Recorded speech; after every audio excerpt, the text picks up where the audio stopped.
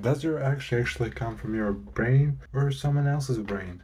I know it sounds silly, but this is the problem that's surrounding a lot of people in the world. Because all the thoughts you have or something you're thinking in your mind is not probably your own thought. I mean, every action they take is not did with their own brain, it's did by someone else. And they're unconscious of that. They're thinking, oh, this is my opinion, this is what I'm gonna do.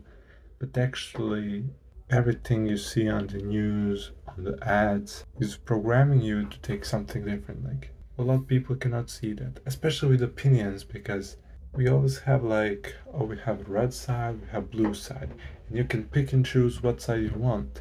But actually, you have to choose opinion that's between those two colors. You cannot choose something like green or orange or purple. You have to choose between red and blue. Now you're probably asking why we have to choose between two opinions. I can take something from the red side, I can take something from the blue side, and make my own side. But actually, you don't have a choice, you have to choose between that. That's what I'm thinking when I say who filled your head, or who filtered your mind and all the thinking you have. Maybe opinion you have is the only opinion that's in range between the red and blue.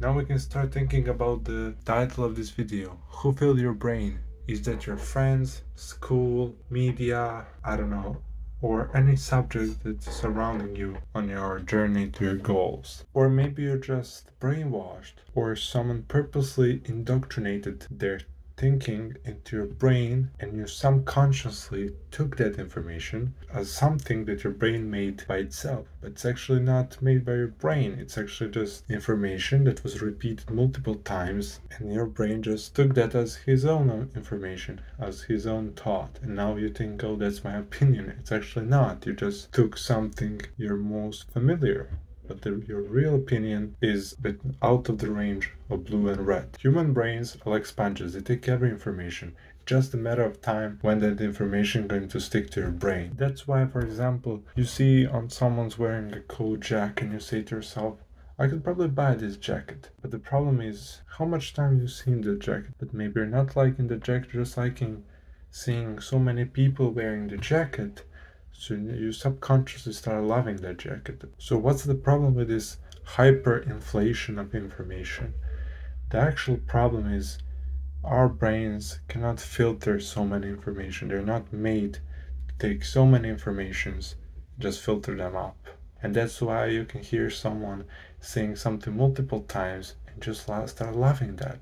The song, maybe you're not gonna love it in the first place, but in the second place, you hear it in a birthday, in a club, and eventually that song is gonna find place in your playlist. Those actions you do every day come from your own thinking or someone else's thinking. Maybe that could be thinking of your friends, family, school, all the subjects that surround your life. And maybe that information you take could be in your best luck or in their best luck. Depends on which side are there. Social media is like 50-50. They can have the best information, but they can also have the worst information possible. You have to find the right place to find the best information.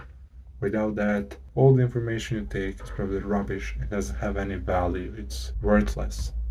I don't know if many people's gonna understand what I say.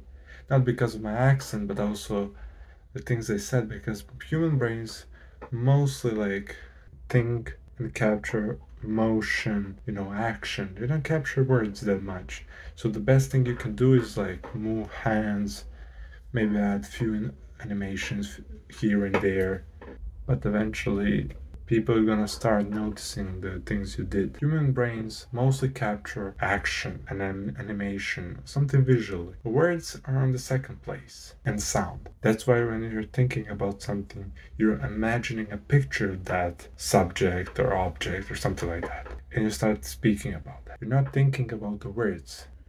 That's why most of the people won't understand my message, because you mostly like think about the actions I did, the things I did, the movement of my hand. You're not thinking about the words I said. This message that I'm telling you right now is probably a message you heard multiple times, but this was the first time it was remarkable and your brain took that as information. So what is the best thing we can learn from this video? the best thing would probably be for you to reconsider your thoughts, reconsider all the information you think you have, reconsider that as someone else's information. Do I want to think in that way? Every information. That's how you're gonna have your own opinion and you're gonna work towards that. And yeah, we came to the end of this video, and goodbye.